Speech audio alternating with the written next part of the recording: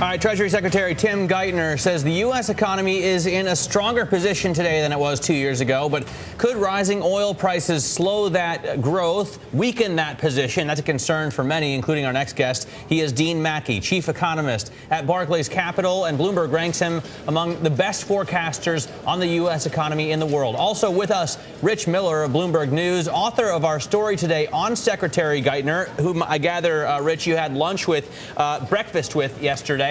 Why don't you tell us how the mood was there? I mean, how strong a footing does he see the U.S. economy on? Well, I mean, it's not like he's doing cartwheels or anything, but he basically sees most of the economy gradually improving. That he acknowledges that housing is still a problem, but he sees the economy gradually strengthening. Obviously, wants it to strengthen a little faster so they get the unemployment rate down faster. But on the whole, he was upbeat and looked very relaxed, frankly. Geithner has gone from being everybody kind of blaming him for so much of what ails us to, it seems like, being a hero to some extent for saving us and getting us through the financial crisis and so on and so forth. Dean, do you think that's a fair assessment? I mean, should we be saying, hey, great job, Mr. Treasury Secretary?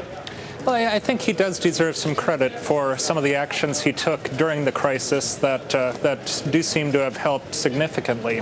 I think the real question marks are a couple others, which is what about long-term deficit reduction?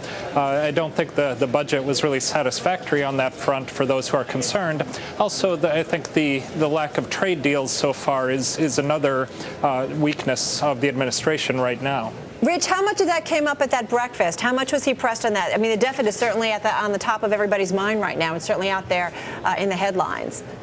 Well, he was pressed a lot on the deficit, and for better or worse, the administration seemed to be following a two-track approach. So they're basically saying we've got a short-term problem over the next 5-10 years. And that's got nothing to do with entitlements. It's just basically revenues and spending got out of whack. And so what we're going to do is lop $1 trillion off the budget deficit over the next 10 years and get the budget deficit to a manageable rate of about 3% a year so that our debt as a share of GDP is not rising. And then we'll tackle the entitlements. Now, the Republicans say, hey, you can't solve this problem without tackling the entitlements. And you're just sort of punting it down the road. And that's the debate that's going on here at the moment. Hey, Dean, what about Tim Geithner's main legacy? And I would think that's the banks. Can you say that they're in a strong position now as far as their capital? Are the toxic assets gone?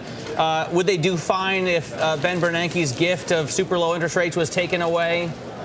Well, I think the banking sector is certainly in a better position now than it was a couple years ago. I don't think you'd find many people that would say, it's back to the good old days in terms of banking. And I don't think that was the administration's goal either. So it's a changed environment, but certainly much better than it was.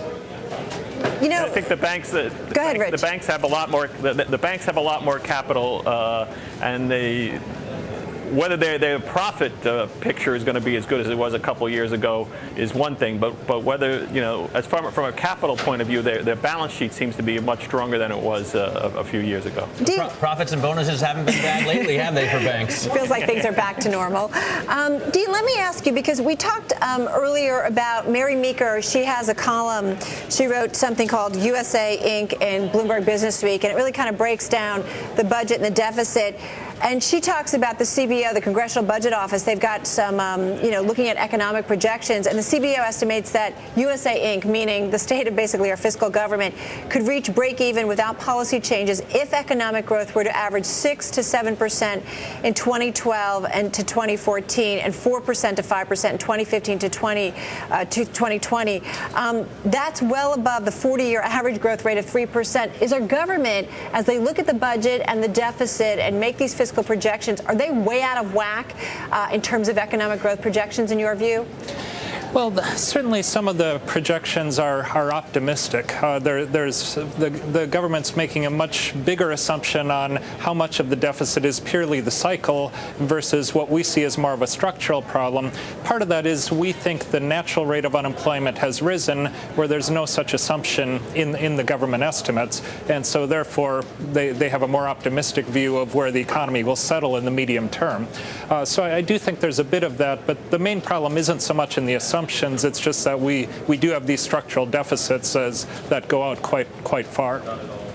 Rich, let me ask you about Tim Geithner politically, because that's the story, really, isn't it? That he had a tough time, a very slim confirmation there, let's just say. A lot of criticism after he originally came into office about his dealings with the Chinese, about his bank bailout, his own bank bailout plan, about obviously his inability to understand the U.S. tax code at some point, and now he's running the IRS. But that has all kind of gone away, hasn't it? Yeah, I mean, back then he was sort of, seen as like dead man walking. I mean, people were sort of counting down the days when he would be sort of thrust out of the administration. Now, he's emerged as the guy on top of the mountain. All the other people who were in the administration at the beginning, the top policymakers have left. Larry Summers has left. Peter Orszag has left. Christy Romer has left. So he's lasted the longest. When early in the days people thought he'd be the first out the door. I mean, Dean, do you feel comfortable with the president's economic team at this point in that they have the ability to guide us through the rest of this and keep the recovery on track? I think the administration I don't see any reason the administration wouldn't be able to keep the economy on track looking ahead. I do think this budget deficit issue in the medium term is the main challenge that they do need to address at some point. As far as the data points that we see bouncing up, Dean, and I don't want to take any credit away from how hard these guys are working, how much stress they've been through, but is there a certain part of the economy that is going to bounce back up regardless of who's at the helm here?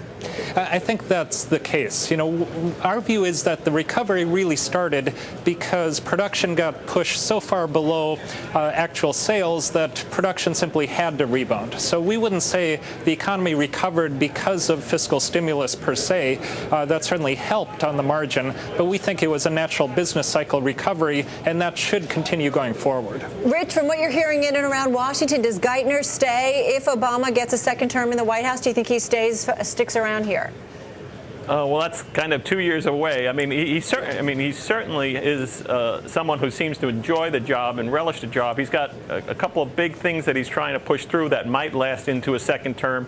One is kind of reform of Fannie Freddie and the whole housing finance mess, and the other is that they like to push through some sort of corporate tax reform. And those are issues that may linger beyond. And also there's there's the issue that Dean raised, which is the budget deficit, which we probably will be sort of grappling with for years. But I mean, it's hard to predict 2 years from now, but he's certainly someone who likes to seems to like it. Still a very full plate. Hey, Rich and Dean, thank you so much. We appreciate it.